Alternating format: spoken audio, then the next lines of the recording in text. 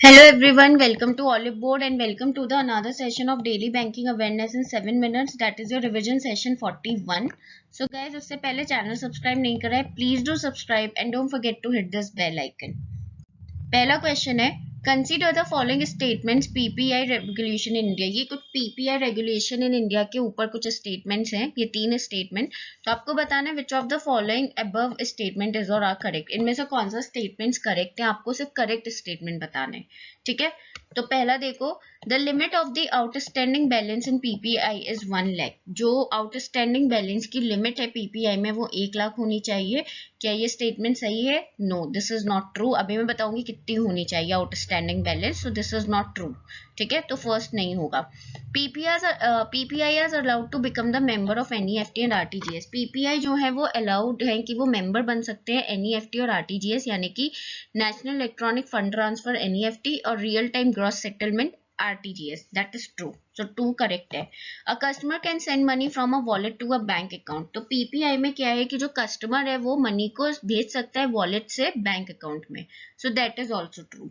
तो आंसर हो गया option C, second and third, यानी कि सेकंड और थर्ड स्टेटमेंट्स ट्रू है, ठीक है।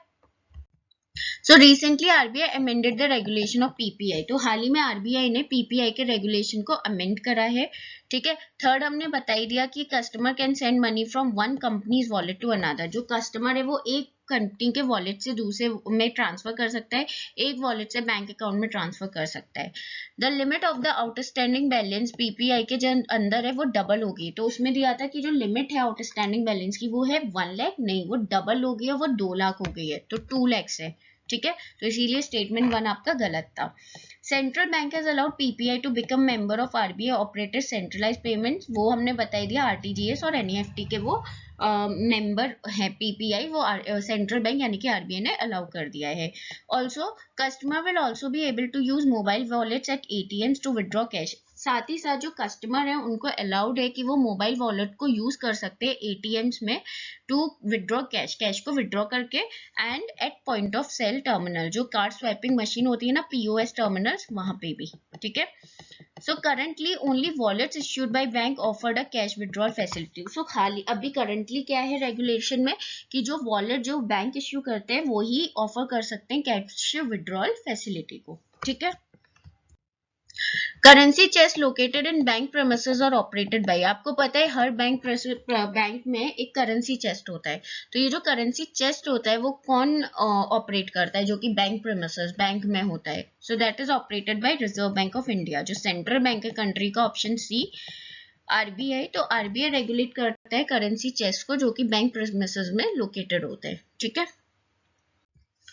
Federal Bank has inked a strategic alliance with Maastricht Bank, one of the leading financial institutions in which of the following nation। तो federal bank ने ink करा है, एक पार्टनरशिप की है, स्ट्रेटेजिक अलायंस करा है मास्ट्रिक्ट बैंक के साथ, जो कि लीडिंग फाइनेंशियल इंस्टीट्यूशन है। इनमें से कौन से नेशन का, कौन से कंट्री का ये लीडिंग फाइनेंशियल इंस्टीट्यूशन है? सो that is UAE, United Arab Emirates, option D. So Federal Bank has inked a strategic alliance with Maastricht Bank, one of the leading financial institutions in UAE, जो कि leading financial institution है UAE का, to facilitate money transfer from UAE to India। तो ये किस लिए करा है? मनी ट्रांसफर को फैसिलिटेट करने के लिए UAE से इंडिया में, ठीक है। The partnership will help Maastricht's faster payment product Quick Remit, which was launched in 2017। तो जो पार्टनरशिप है वो Maastricht का जो फास्टर पेमेंट प्रोडक्ट है, ठीक है, उसमें हेल्प करेगी, जिसका नाम है क्विक रेमिट, ठीक है, जो कि लॉन्च हुआ था 2017 में। सो दैट इज इंपॉर्टेंट कि कौन सा फास्टर पेमेंट प्रोडक्ट है मास्ट्रिक बैंक का। सो दैट इज क्विक रेमिट। ये भी आ सकता है कि ये किसका है, तो याद रखना मास्ट्रिक बैंक जो कि यूएई बेस्ड है, ठीक है। और ये जो क्विक रेमिट करके है ये फास्टर पेमेंट प्रोडक्ट, ये कब लॉन्च हुआ था? इट वॉज लॉन्च इन 2017, 2017 में ये लॉन्च हुआ था, ठीक है। Mashreq is one of the oldest banks in UAE. Mashreq जो है ये एक मतलब काफी पुराने बैंक्स में आता है यूएई के, and it is also the only privately owned bank in UAE. Very important, Mashreq bank जो है ये इकलौता प्राइवेट बैंक है यूएई का। तो क्वेश्चन आ सकता है which is the only private owned bank in UAE, तो याद रखना मास्ट्रिक बैंक, ठीक है। तो यहाँ से 2-3 क्वेश्चन आपके बन सकते हैं, मैंने आपको बता ही दिया है, तो उनको याद रखना। Next is The income tax department allowed hospitals and nursing homes to accept cash over and above the limit of how much for COVID treatment till May 31st, 2021.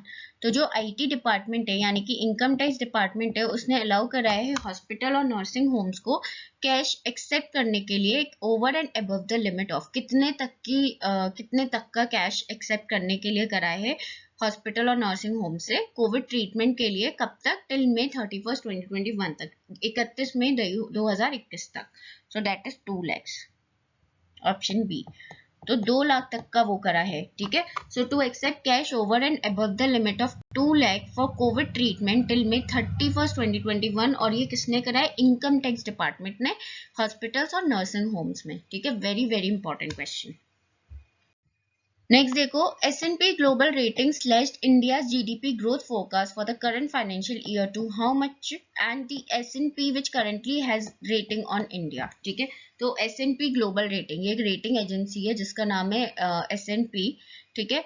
इसने इंडिया का जो GDP ग्रोथ फोरकास्ट है उसको कितना slash कर दिया है current financial year के लिए. ठीक है.